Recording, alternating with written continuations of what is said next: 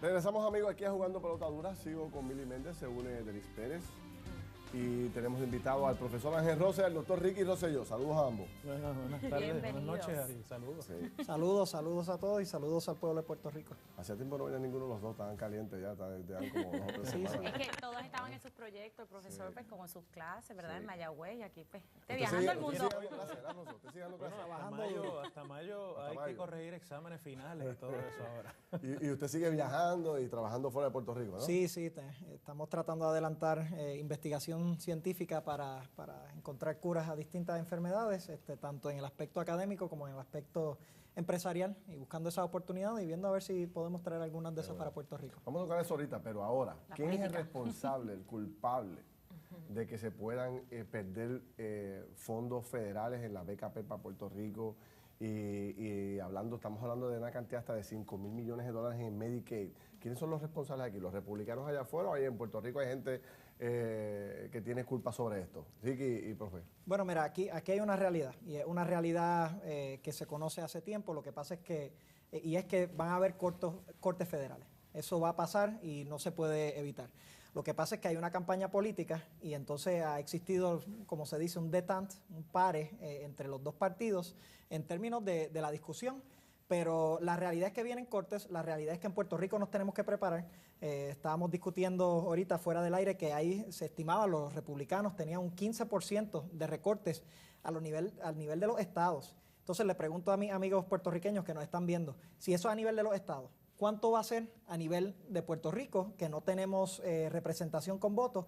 Se nos va a hacer difícil la cosa y tenemos que estar anticipando esa realidad política que viene. Eso para viene, Puerto Rico. profesor, eso viene. ¿Quién es responsable? ¿Hay alguien Bueno, responsable mira, o no? qué bueno que haces esa pregunta específicamente, porque esta semana yo hice una conferencia de prensa para advertirle al país que esa tormenta viene.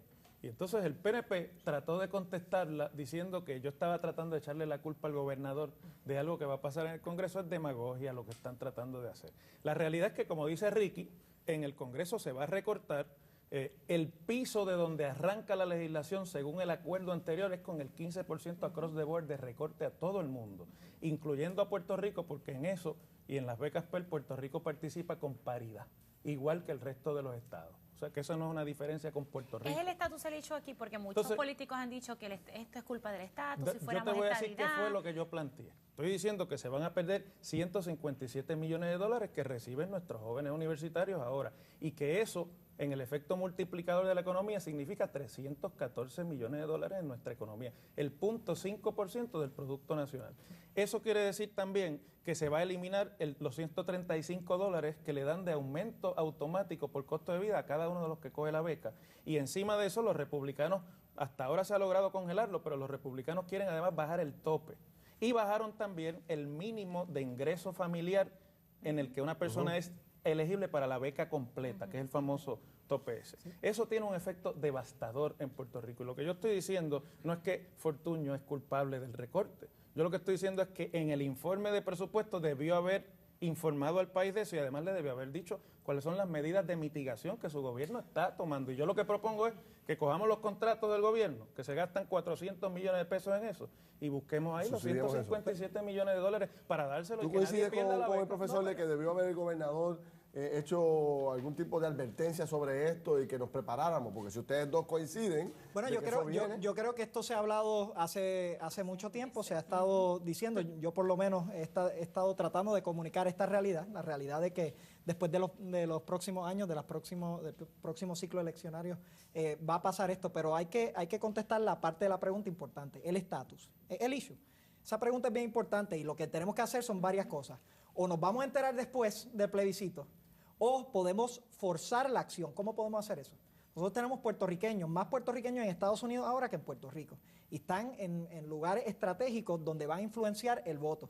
Vamos a hacerle un llamado a que le pidan a sus congresistas a ver cuál va a ser la situación de Puerto Rico. Yo te digo, y mira, no te lo digo en términos de documentos, pero estratégicamente, si tú tienes una mesa donde se está negociando algo y tienes 50 personas, pero hay una de esas personas que no tiene el voto, ¿cuál de las personas, de esas 50 personas, es la que va a salir afectada?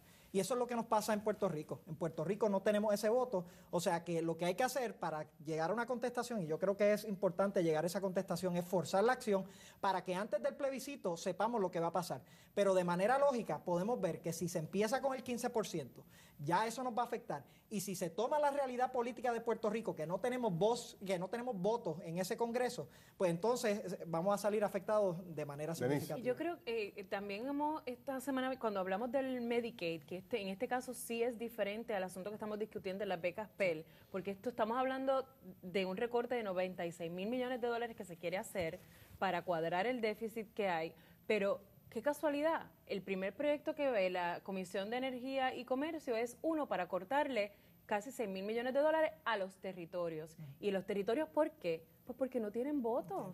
Esa es la realidad. Y este es el primer proyecto que se atiende para cuando las cosas están bien, Ferdinand, cuando las cosas están bien, pues entonces estas cosas se mitigan. Pero si ya se le están cortando 15%, o ese es el tope del principio, 15% a los estados, imagínense lo que les va a pasar a los territorios, imagínense lo que nos va a pasar a los 4 millones de puertorriqueños, un poquito menos de eso, que vivimos en la isla, el impacto económico que va a tener. Pero hay dos cosas aquí. Venir aquí un momentito, porque estamos hablando de estatus político y no puede ser. O sea, en el asunto de la beca Pell, el recorte a Puerto Rico es exactamente igual que el resto de todos los estados y los territorios, porque Puerto Rico tiene paridad en fondos de beca Pell hace muchos años bajo el Estado Libre Asociado. En el caso del Medicaid, ese es uno de los poquitos programas en los que el ELA no tiene paridad y por lo tanto ahí sí el recorte es mayor a Puerto Rico y todo el argumento de la representación, bueno, podría darse. Nadie ha planteado la realidad es que en el caso de la beca Pell a nosotros nos va a pasar lo mismo que a los 50 estados y a todos los demás territorios. Sí, pero eso no es toda la por historia, lo tanto, porque la respuesta es local.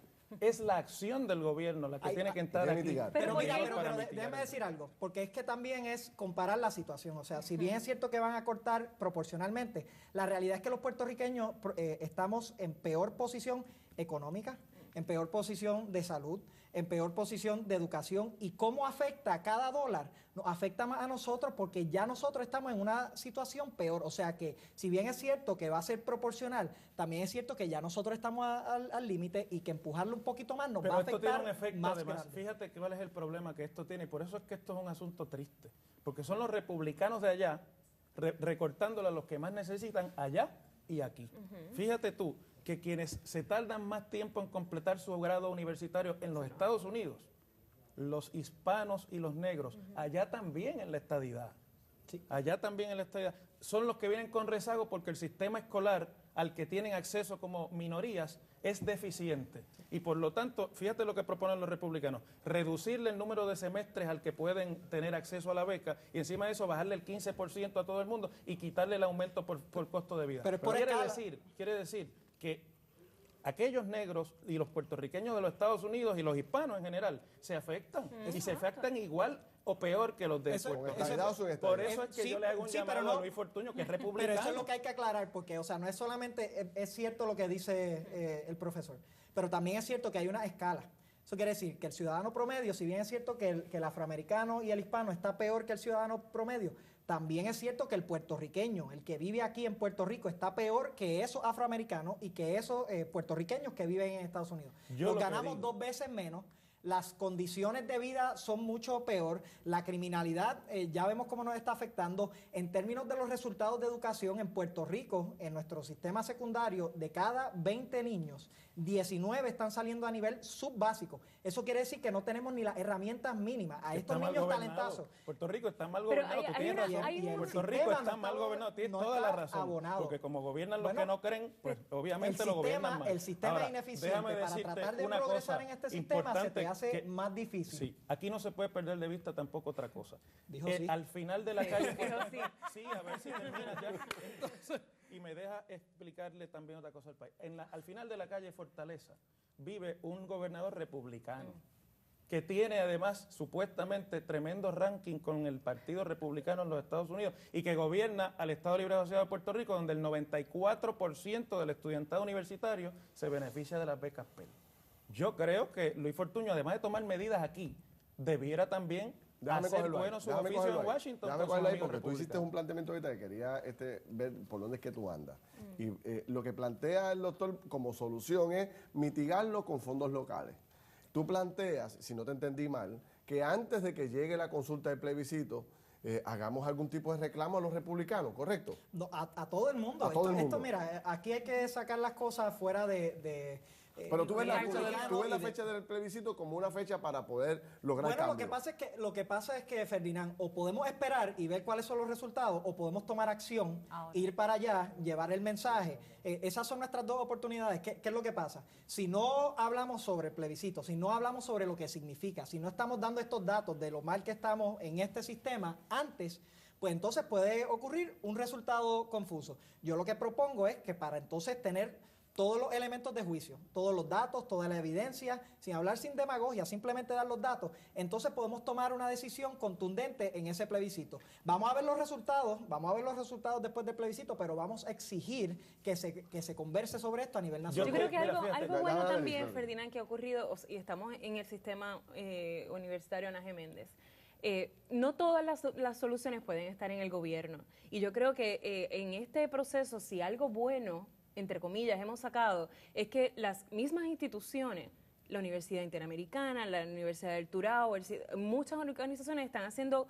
cosas internamente para manejar ellos la crisis, porque ya es una realidad, esto es irreversible, esos chavos ya no van a llegar como antes, y entonces cada cual tiene que asumir una responsabilidad, y es bueno saber que las instituciones están también asumiendo parte de Pero esa mira, aquí responsabilidad. estamos de acuerdo. ¿Cómo Pues, que ¿qué los le vamos a decir a Luis Fortuño? Yo estoy Saca los acuerdo, chavos de yo estoy de dónde. acuerdo aquí en algo. Los Yo estoy- republicanos dónde? de Puerto Rico, ¿cómo quedan en este asunto No, ante este pero recorte? déjame decir una cosa. Yo estoy de acuerdo en que es verdad, como dice Ricky, que es hora de decidir si nos vamos a quedar esperando lo irreversible o si vamos a tomar acción en este momento. Mi planteamiento es que nosotros tenemos que tomar acción en Puerto Rico y la tiene que tomar el gobierno porque Luis Fortuño se paró ante la legislatura el martes y dijo que esta va a ser la década de la educación.